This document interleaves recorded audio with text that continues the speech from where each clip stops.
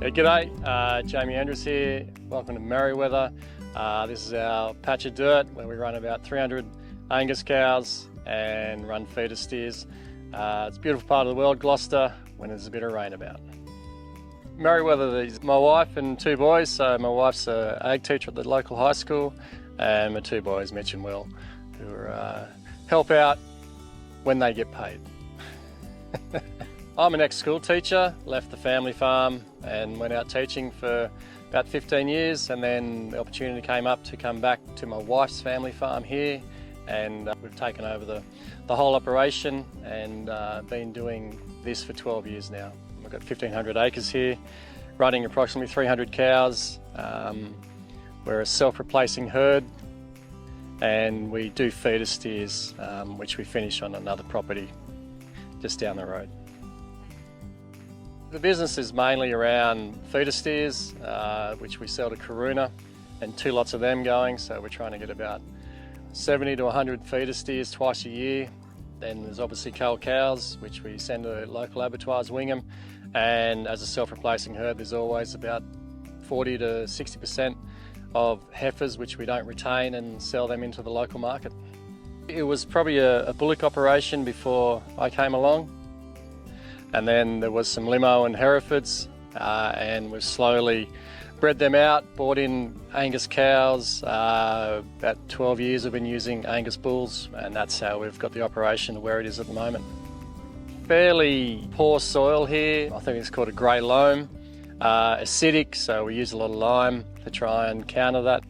It's about 3 inches of topsoil and then it's bedrock underneath. So good country when it's raining. We need about 2 inches every 2 weeks to keep going. So Angus is a pretty good breed because we just don't have the punch in our soil to get bigger animals going and get them back in calf. So in the management of our herd, we use rotational grazing. I find that very beneficial in recovery of the plants, and it certainly helps your soil. Ground cover's improved. Genetically, we're looking for probably higher IMF in the cattle.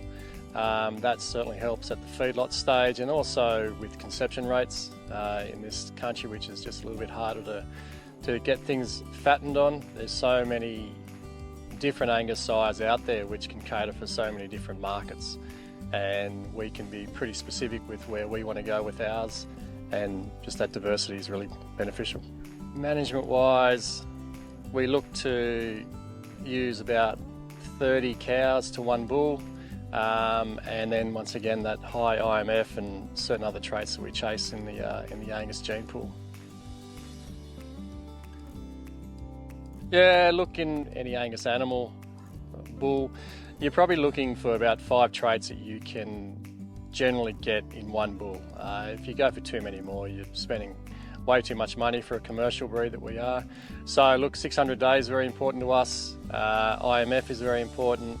Fat content, scrotal size helps as well with the bulls, and that's sort of, all of that stuff is leaning towards sort of dual purpose in regards to getting females that will go back in calf, and because we retain them, but also trying to hit that feeder steer market. So we're trying to cover 2 bases with our bull selection.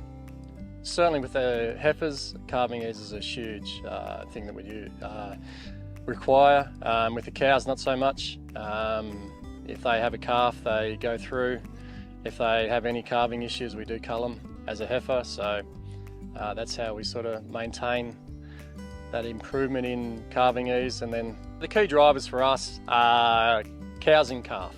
If you can keep above 90%, that is probably the main driver of production and income in us for our business. So that's a really important, and to do that, it's needling all your cows at the right time, doing the drenches, good animal health with our cows and heifers, and then the other driver is finishing those feeder steers at sort of 15 to 18 months, getting them right, and that's what we work on.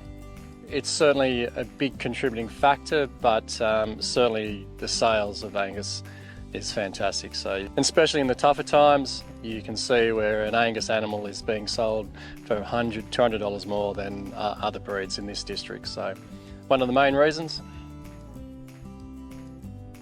I'd like to see our business in the future get up to around 400 head. Continue with the feeder steer market, I find that a very profitable part of the business. Also improving reputation within the district so that you have high quality heifers, high quality steers to sell, and people will chase after them through reputation, through good genetics, and through good farm management that people can see.